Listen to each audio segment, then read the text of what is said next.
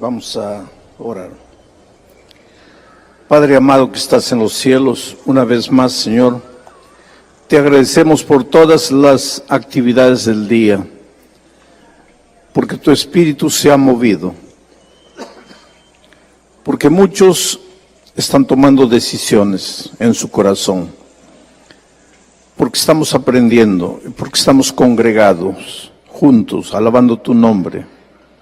Y ahora, Señor, al final del día, una vez más, suplicamos la presencia y el trabajo maravilloso de tu Espíritu Santo. Tu Espíritu inspiró hoy al escritor bíblico y suplicamos que esta noche ilumine nuestro entendimiento para sacar las lecciones que pueden ser aplicadas a nuestra vida. Muévete soberano esta noche una vez más en el nombre de Jesucristo. Amén. Queridos, el texto para esta noche está en el segundo libro de Samuel. Voy a pedir que coloquen en la tela el texto. ¿O soy yo el que? No. Segundo de Samuel. Ahí está. Segundo de Samuel, capítulo 11. Voy a leer 3 versículos en la noche. Pero el personaje central de esta noche es Urías. Urías era eteo, otros le dicen hitita. Cuando el pueblo de Israel entró a Canaán, a la tierra prometida, la tierra de Canaán estaba habitada por los jebuseos, los amorreos, los cananeos, los heteos.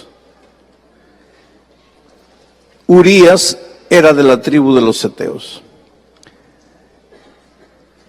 Muchos de los habitantes originales de Canaán, entre ellos Urías, se convirtieron, quiere decir, aceptaron al Dios de Israel y se convirtieron. Entonces, Urías es uno de ellos. Se unió al pueblo de Dios y se unió al ejército de David. Es como si pudiéramos decir así hoy: tú eras de una iglesia y conociste el mensaje bíblico y aceptaste el mensaje y ahora viniste a vivir el conocimiento pleno de la palabra de Dios. Voy a abrir un paréntesis para explicarles lo siguiente. El otro día yo estaba estudiando la Biblia con un joven y a medida que le iba explicando, sus ojos se comenzaron a brillar, se comenzó a emocionar. Un joven, ¿cómo le llama catequista, un maestro de Biblia en su iglesia.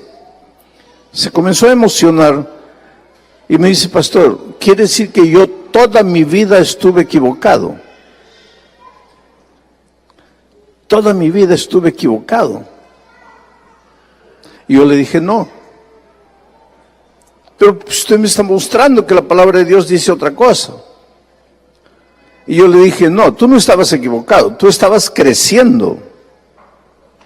Y te voy a explicar eso, porque a veces nosotros no hacemos evangelismo.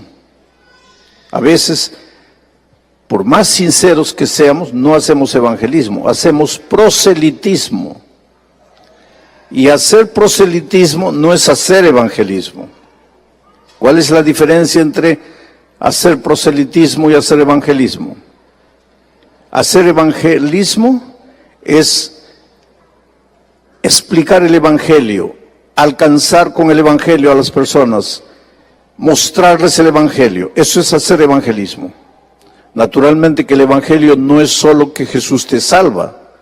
El evangelio te enseña lo que Jesús hizo por ti y te enseña el camino en que debes andar. Ese camino en que debes andar es la doctrina. Entonces, cuando Tú haces evangelismo, tú presentas el evangelio, pero no es solo el perdón de Dios, sino también las enseñanzas de Dios, donde está todo el cuerpo doctrinal. Pero hacer proselitismo es otra cosa. ¿Qué es? Probarte que tu iglesia es falsa y que mi iglesia es verdadera. Eso es hacer proselitismo. El proselitista no tiene un concepto correcto del evangelio. Él parece más jugador o fanático de fútbol.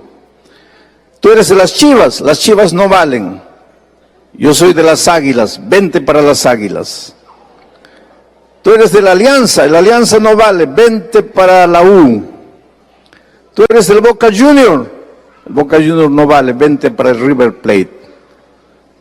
Tú eres bautista, no, vente al adventista. Tú eres católico, vente al adventista. Eso es hacer proselitismo. Esa no es la misión que Dios nos dio. La misión que Dios nos dio es evangelizar, es presentar el evangelio redentor.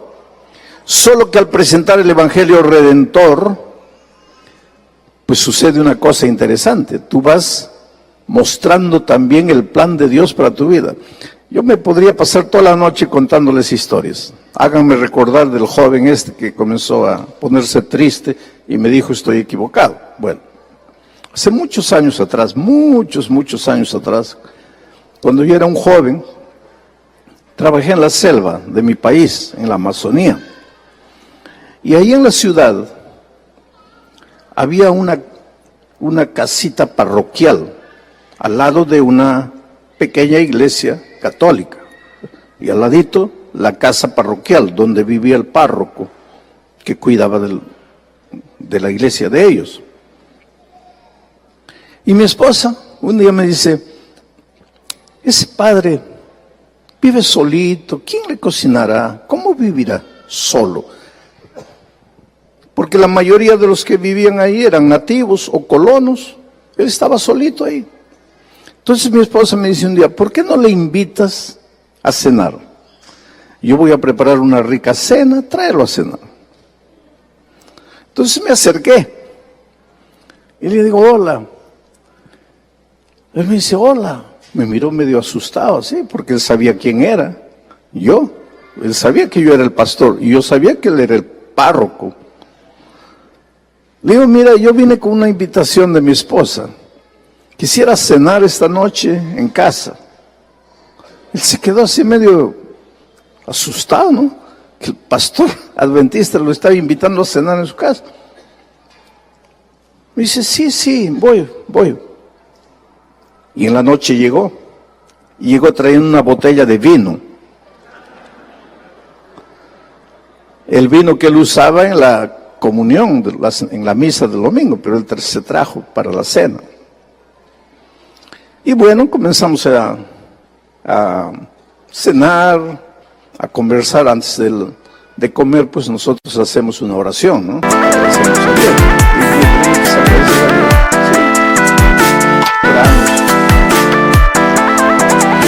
Y me dice, ¿no vas a abrir la botella de vino? Digo, sí, yo no voy a abrir. Y me dice, para ti, no bebo alcohol. No sabía, discúlpame, porque si hubiera sabido no hubiera traído. No, pero tú bebes, yo no bebo. En resumen, nos hicimos amigos. Porque no fue la única vez que vino otra vez. Vino muchas veces. Nos hicimos amigos. A tal punto que yo digo, mira, a veces yo viajo y me llevo a mi esposa. Si tú quieres entrar a la casa, come lo que hay para comer. A ese punto llegamos, amigos. Un día, que después de la comida, venía la tertulia. Hablábamos, conversábamos de todo, menos de religión. Nos hicimos amigos. Pero un día él me dice, Alejandro, yo te estoy observando a ti y a tus padres. Ustedes son personas buenas. Tú eres un hombre bueno. Te voy a hacer una pregunta. No sé si te vas a incomodar con la pregunta. Si tú tú eres un hombre tan bueno, ¿por qué te has desviado de la iglesia?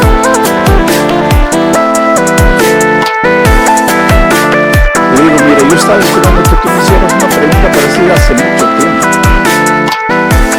¿Tú quisieras estudiar la Biblia conmigo? ¿Cuál Biblia? La Biblia. Sí, pero hay muchas Biblias. Le digo, no, hay solo una Biblia.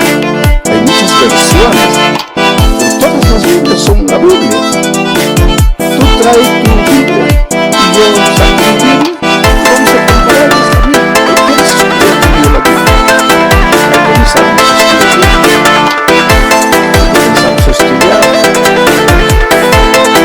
¿Tú crees que el primer tema que voy a estudiar con él va a ser Apocalipsis 13? Solo si yo estuviera loco. ¿Para qué voy a entrar peleando? Pues voy a entrar hablando de los temas que él acepta y que yo también acepto. De los temas comunes. Y tenemos muchos temas en común. Y comencé a hablar de Jesucristo. Un hombre sincero, honesto, se emocionaba. Y me dice, pero mira, tú conoces mucho la Biblia. Le digo, pues he estudiado teología. ¿Que ustedes los pastores estudian teología? Le digo, claro. Yo pensé que ustedes eran así de los hermanos, salía uno y ya era pastor. No, nosotros vamos a una universidad, estudiamos teología, hacemos maestría, hacemos doctorado. Y mira, y él me comenzó a contar cómo era la vida de él, cómo había estudiado, sus sueños. Me dijo que se sentía triste, le leí algunos versículos. Fuimos estudiando. Hasta que un día pues llegamos a Apocalipsis 13.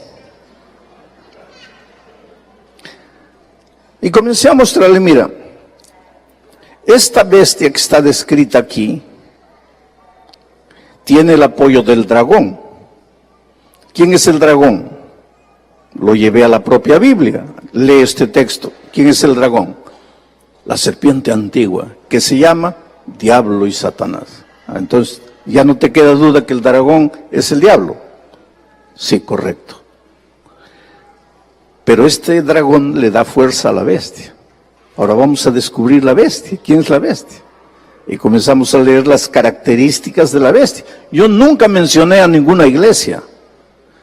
Es que algunos hermanos adventistas se ponen nerviosos conmigo porque no ataco a las iglesias, porque no le doy palo a las iglesias. Pero yo te mostraría la cantidad de personas que han venido a Cristo y están en la iglesia porque nunca les di palo, porque los amé, porque con amor les voy abriendo los ojos a las verdades. Y es lo que hice esa noche. Le dije, ¿conoces un poder que hizo esto en la historia? ¿Conoces un poder que hizo esto? ¿Poder un conor? Y yo lo veía a él temblando, las manos le temblaban. Y de repente se agarró la cabeza. Y me dice, Alejandro, no me digas. No puede ser. ¿No puede ser qué? No es verdad. No es verdad que. Yo no te estoy diciendo este o este. Tú estás sacando tus conclusiones delante de la palabra de Dios y no con mi Biblia, con tu Biblia. Pero no es verdad. Bueno, ya ese es un asunto tuyo y de Dios. Yo no te puedo decir, creen esto, creen aquello. Tú eres un hombre sincero. Ahora tú haz lo que la palabra de Dios te dice. Él salió molesto, salió triste, salió con lágrimas en los ojos. Al día siguiente no apareció, al otro día no apareció, al otro día no apareció. No apareció una semana, yo viajé, volví. Mi esposa me dice, él desapareció. Me fui a la casa parroquial. Miré por la ventana, miré por la rendija, la casa estaba vacía, no había nadie. Evidentemente él desapareció completamente.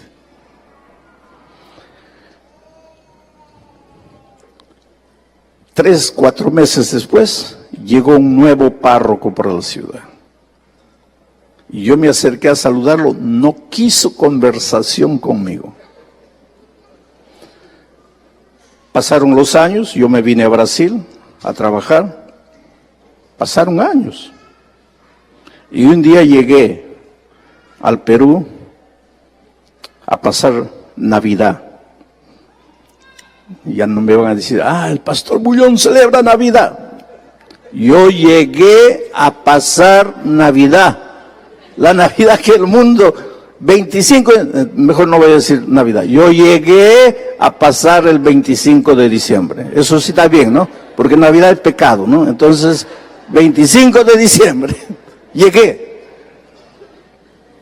Y estaba caminando por el Jirón de la Unión. ¿Cuántos peruanos hay aquí? Bueno, ¿conocen el Jirón de la Unión? Estaba caminando por ahí. Y de repente veo allá a unos 20 metros al padre. Nunca más lo vi después de aquella noche. Y fui a su encuentro. Él se metió, por eso pregunté si hay peruanos, él se metió a las galerías Bosa, ahí. Y yo fui atrás. Y él se escondió atrás de un kiosco. Yo fui lo seguí por todo lado. No lo encontré. Terminó las vacaciones, regresé al Brasil. Unos 4 meses después, recibo una carta. Y era carta de él. Él había escrito la carta a la Unión Peruana. Y la Unión Peruana me la remitió. Y en esa carta decía así: Alejandro, no estuviste engañado, era yo, pero me escondí. Desde aquella noche, nunca más tuve paz en mi corazón. Desde aquella noche, lucho de día y de noche con mi conciencia. Pero yo ya he ido demasiado lejos. Para mí ya no hay retorno. Por favor, no me busques más. Yo sé que un día voy a tener que rendir cuentas de todo, pero no quiero pensar en eso. Entonces, yo de vez en cuando me acuerdo, oro por él. Porque espero que un día la palabra sembrada fructifique en el corazón de él. Vuelvo al joven. El joven me dice, estoy equivocado. Le digo, no estás equivocado. Cuando tú vas a la escuela primaria, aprendes a sumar, restar, multiplicar, dividir. Pero ahí la vida no acabó. Vas a la secundaria. ¿Y qué aprendes en la secundaria? Álgebra, trigonometría, física, química. Pero no te quedas ahí, vas a la universidad. ¿Y qué aprendes en la universidad? Física cuántica, trigonometría espacial. Ahora, sería justo que en la universidad, cuando estás estudiando física cuántica, mires a tus años de primaria y digas, cuando estaba en la primaria estaba equivocado. ¿Estabas equivocado? No, estabas aprendiendo. Y eso es lo que le dije a ese joven, tú no estás equivocado, tú sabías lo que sabías. Pero ahora estás delante de una nueva verdad, ¿qué vas a hacer con esa verdad? El problema de muchos es eso, me encuentro con la verdad y no sé qué hacer con la verdad.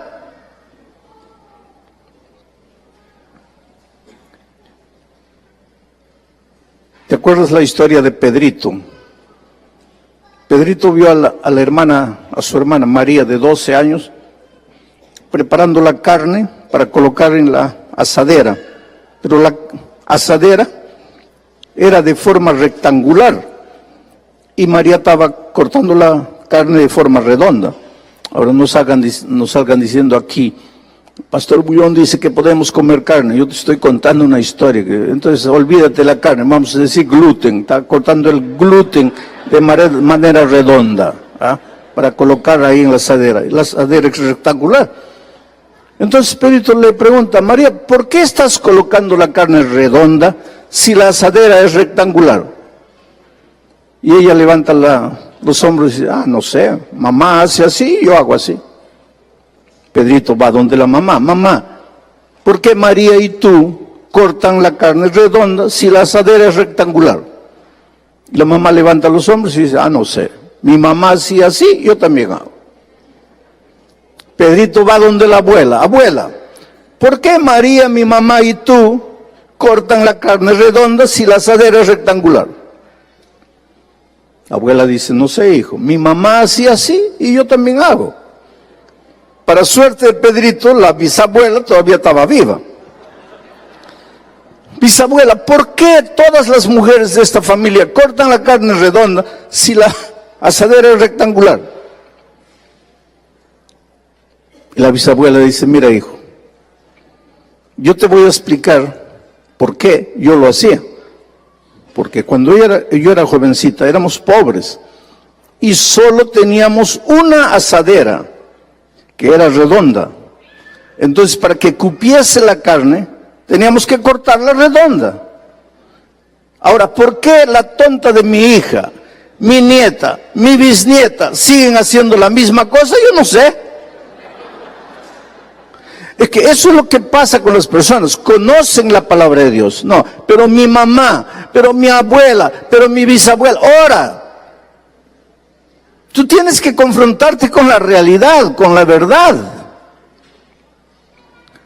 Yo ya les he dicho que con el instrumento llamado amor, Dios me ha ayudado a traer muchas personas a la iglesia de Dios. Y he descubierto una cosa, que los hititas, quiere decir los que vienen de otras iglesias, han sido en sus iglesias fieles, han servido a Dios con toda sinceridad, y cuando se vuelven adventistas, son tan fieles y tan sinceros, y a veces mucho mejor que los adventistas que nacieron en la iglesia. Porque vienen con toda la sinceridad de su corazón y con el mismo fervor que servían a Dios allá, ahora que conocieron más luz, continúan sirviendo a Dios. Ese era Urías. Urías era así. Urías era eteo, no ateo, eteo. Pero cuando llegó al pueblo de Israel, él aceptó al Dios de Israel y se convirtió. Y formó parte del ejército de David y se volvió mucho mejor que mucho israelita. Y esta noche vamos a ver. Vamos al texto inicial, que no es este. El pueblo de Israel había ido a la guerra.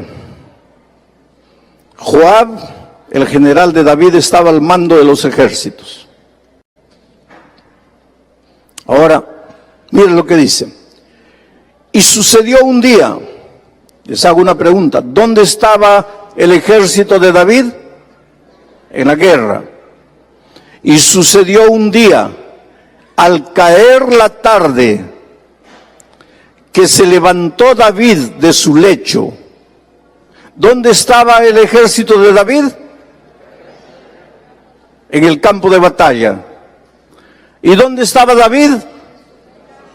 En el palacio. Al caer de la tarde. ¿A qué hora es el caer de la tarde? A las 6 de la tarde. ¿Y qué hizo David a las 6 de la tarde? Se levantó de su lecho. Entonces, ¿qué había estado haciendo toda la tarde? ¿Y dónde estaba el ejército? ¿Y el rey? Ahí ya comenzaron los problemas. Porque cuando es hora de trabajar hay que trabajar. Y cuando es hora de dormir hay que dormir. ¿Por qué el rey no estaba preocupado, no estaba concentrado, pensando cómo está mi ejército, cómo estarán los soldados, les faltará pan, les faltará agua? No, él durmiendo. Y mente ociosa es taller del diablo. El diablo a veces está cansado, no quiere tentar. Él se cansa también a veces, de tanto tentar se cansa. Y dice, no, hoy no voy a tentar a nadie. Pero cuando ve a uno con mente ociosa, el pobre no resiste la tentación y cae. Y tienta. Porque la mente, lo primero que el diablo necesita para realizar su plan es una mente ociosa. Una mente que no está haciendo nada. Ahí estaba David con la mente ociosa, se levanta a las 6 de la tarde, cuando es hora ya debería a esa hora llegar la gente para dormir, él recién levantándose. Y sube al balcón y mira a una mujer bañándose. Y él es el rey, él tiene poder, él manda, él ordena, él determina, él no pide favores, él es el rey. Es interesante que cuando el pueblo de Israel le dijo a Samuel, danos un rey, Samuel le dijo, ustedes no saben lo que están pidiendo, se van a arrepentir. No, pero todas las naciones tienen un rey. Sí, porque todas las naciones no tienen a Dios. El rey del pueblo de Israel es Dios. ¿Para qué quieren rey humano? No, pero ¿qué queremos? Les dieron reyes y los reyes los hicieron sufrir. Ahora, queridos, cuando este incidente sucedió, David ya había matado al león, ya había matado a Goliat. David ya había sido ungido, David era rey. David había hecho cosas grandiosas para Dios. Quiere decir que un hombre que ha sido grande en el servicio de Dios, un hermano que ha hecho tantas cosas, ha ganado almas, ha dirigido iglesias, ha sido anciano de iglesia, también corre el riesgo de caer. Cuando en un momento tu cabeza está ociosa, sin pensar en cosas buenas, va a pensar cosas malas. Vio a la mujer, se enamoró de la mujer y usó mal su poder. Porque cuando Dios te confía el poder, es para construir, no para destruir. Cuando Dios te confía el poder, es para hacer felices a las personas, no infelices. Pero Él usó el poder en provecho propio. Y mandó, ordenó, determinó, traigan a esa mujer. Y pecó con la mujer. Un tiempo después, la mujer viene con la noticia, estoy embarazada. ¿Qué explicación le iba a dar esa mujer al esposo? ¿Cómo me embaracé si hace meses tú estás en la guerra? ¿Cómo me embaracé? Fue al rey y le dijo, David, estamos en problemas. Cuando mi esposo llegue y yo esté embarazada, ¿qué explicación le voy a dar? El rey tenía el poder. Mandó un mensajero a los campos de batalla, le dijo al general Joab, mándamelo a Urías el Eteo, y le dice, mira, ve a tu casa, tómate unas vacaciones, 2, 3 días, descansa, has estado tanto tiempo en la guerra. Mira cómo el rey, un rey que fue sabio, un rey que fue un instrumento poderoso de Dios, él usa su inteligencia para urdir planes nefastos, macabros. Porque él pensaba así, si él va a la casa, duerme con la esposa y se va después a la guerra, cuando vuelva y la esposa esté embarazada, pues entonces él va a decir, fue en esa ocasión que fui para allá. Estaba todo preparado. Pero ahí entra el famoso Urías Eteo y mira lo que dice. Y Urías respondió a David, cuando David le dijo, mira, ve a la casa, duerme con la esposa. Urías respondió a David, el arca del pacto, porque el pueblo de Israel nunca iba a la guerra sin llevar el arca. Y dentro del arca estaba la santa ley de Dios. Y la santa ley de Dios es el reflejo de su carácter. Y encima del arca estaba la presencia de Dios. O sea, cuando el pueblo iba para la guerra, nunca iba sin tener la seguridad de la presencia de Dios. Todo te va a ir bien. El matrimonio te va a ir bien cuando tú te cases, pero tengas certeza de que el arca está contigo. La presencia de Dios está contigo. Cuando abres un negocio, te va a ir bien si tienes la seguridad de que el arca está contigo. Cuando inicias cualquier plan, te vas de paseo a Europa, ve, pero ten seguridad de que el arca está contigo. La presencia de Dios te acompaña. No vayas solo. El pueblo de Israel nunca iba a la guerra sin el arca.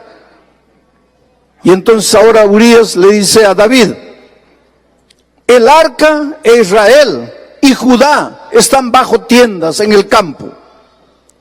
Y mi señor Joab, mi general, y los siervos de mi señor en el campo.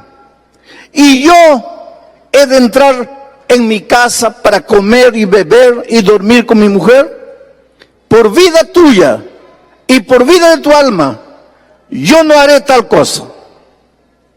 Por eso te digo que a veces gente que ya grande viene de otras iglesias al pueblo de Dios, a veces son mucho más fieles que los que han nacido y crecido en el pueblo de Dios. Un eteo que se convirtió, dice, no, el arca no va a quedar en el campo. Mi general, mis compañeros no van a estar en el campo.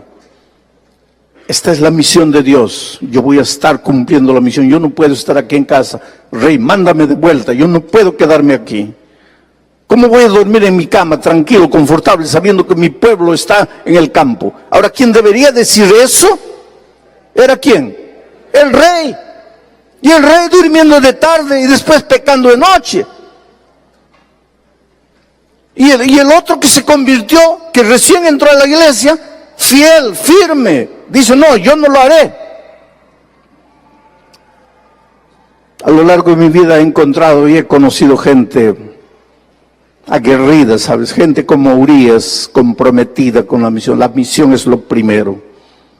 Yo hago esto por causa de Dios. Es gente tremenda, ¿sabes? Yo admiro.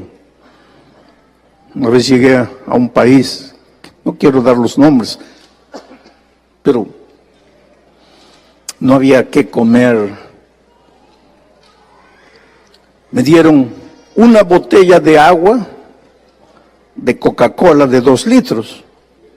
Entiéndanme bien, no me dieron Coca-Cola, me dieron una botella de agua, pero de Coca-Cola de 2 litros.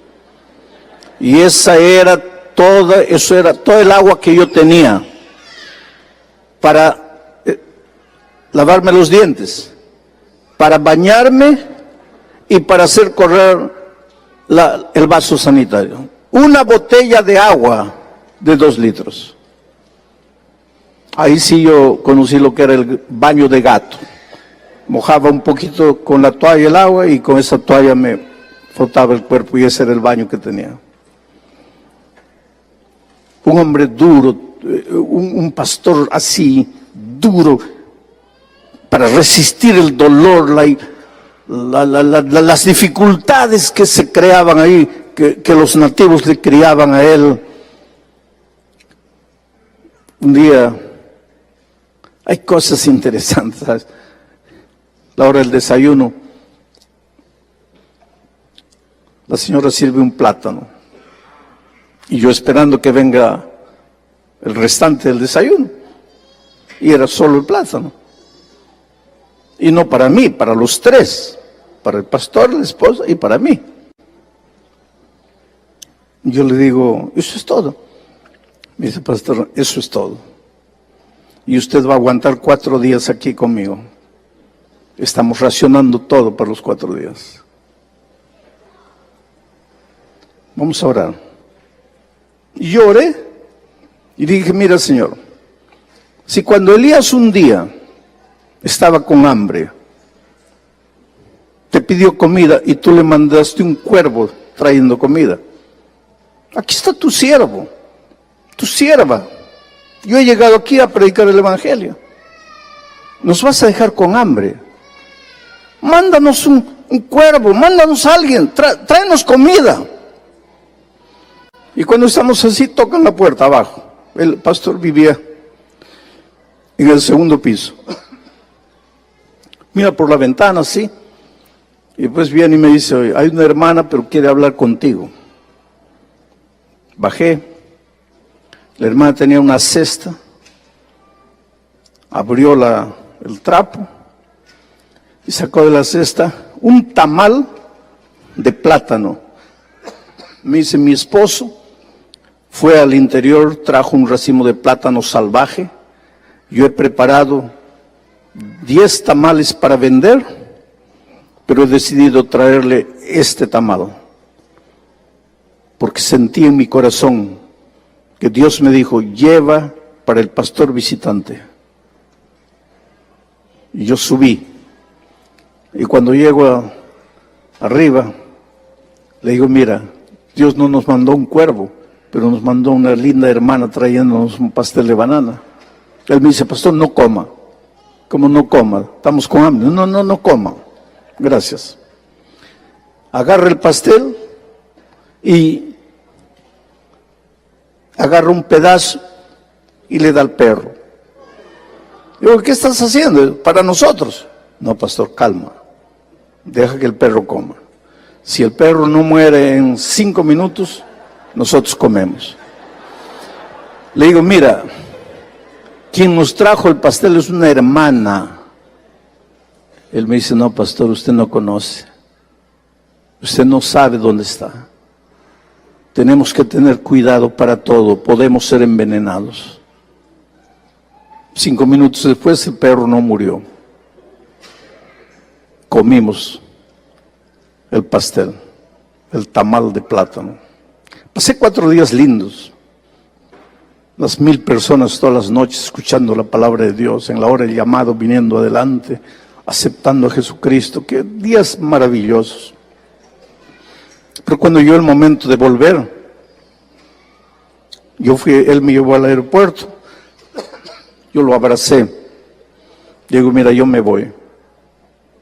Aguanté 4 días, pero me voy. Pero tú estás una semana y un mes y otro mes y otro mes y un año y otro año. ¿Cómo aguantas? Y él me dijo una cosa tremenda, pastor, yo amo a esta gente. Ahí me dio vergüenza, hermanos.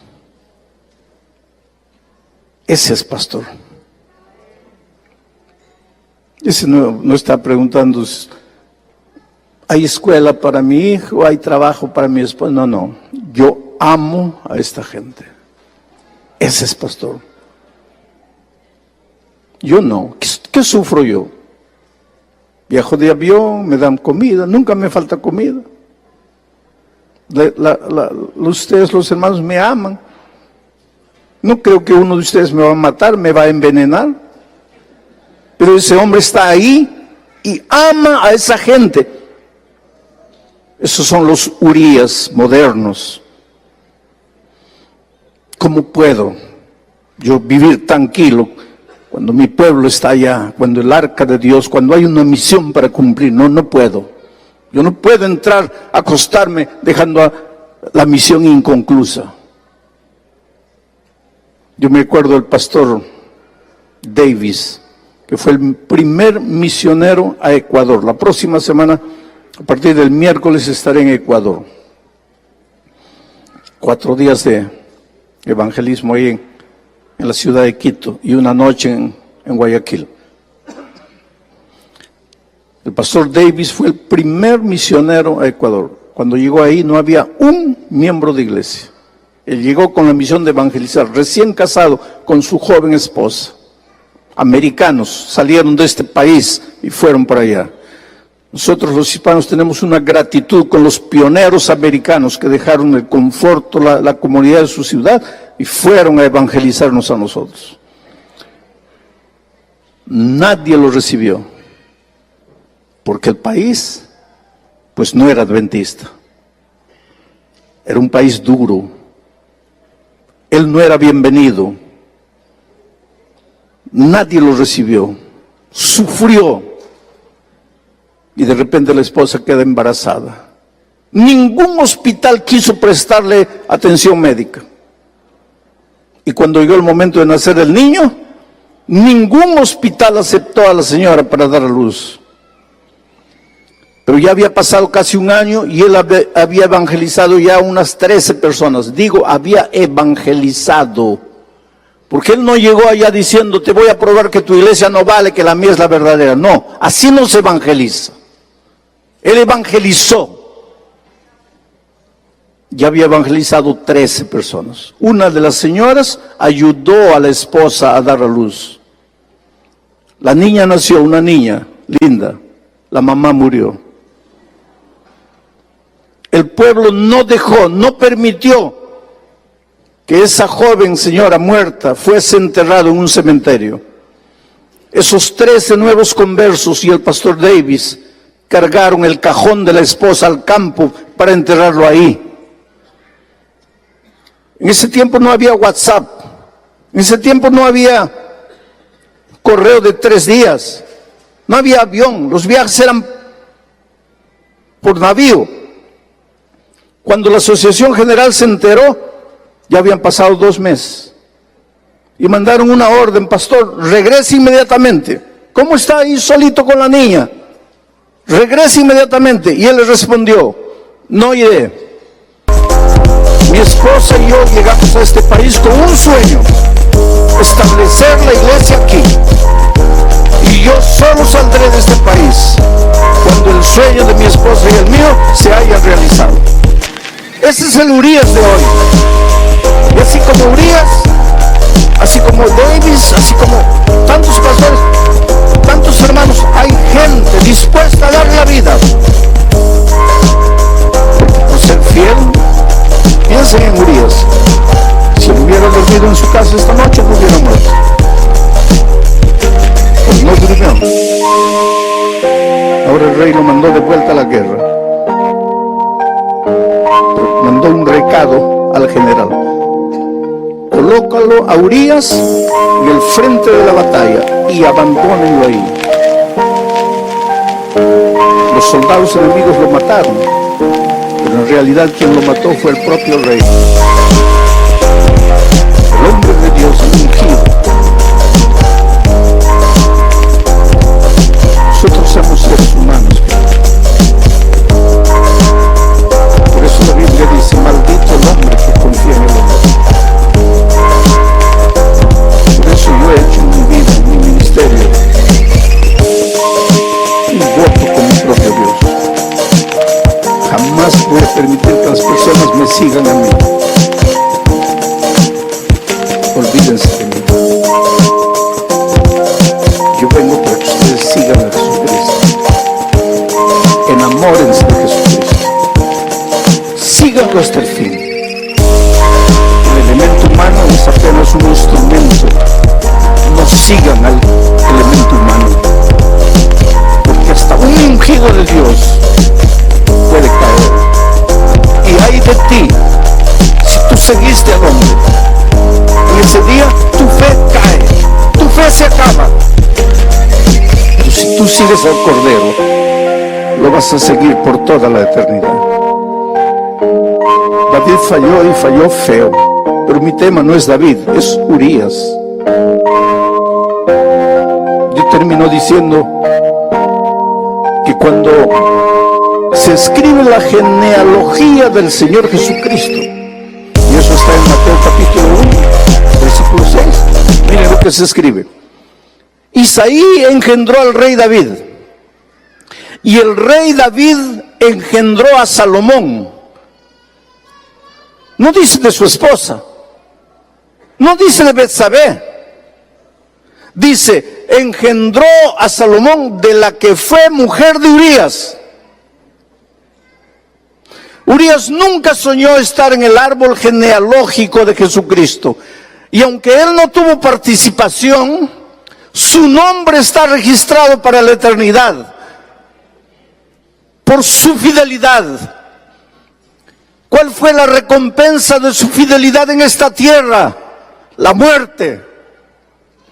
Pero no importa lo que los hombres te hagan, lo que importa es el concepto que Dios tiene de ti. No lo que los hombres piensen de ti, lo que Dios piensa de ti. Y ahí está el nombre de David en el árbol genealógico de Jesús, de Urias. David engendró a Salomón, de la que fue mujer de Urias.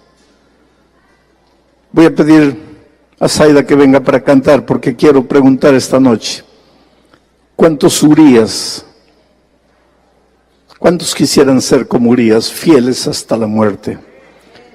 leales a los principios, leales a la misión, seguidores del Cordero, no seguidores de hombres.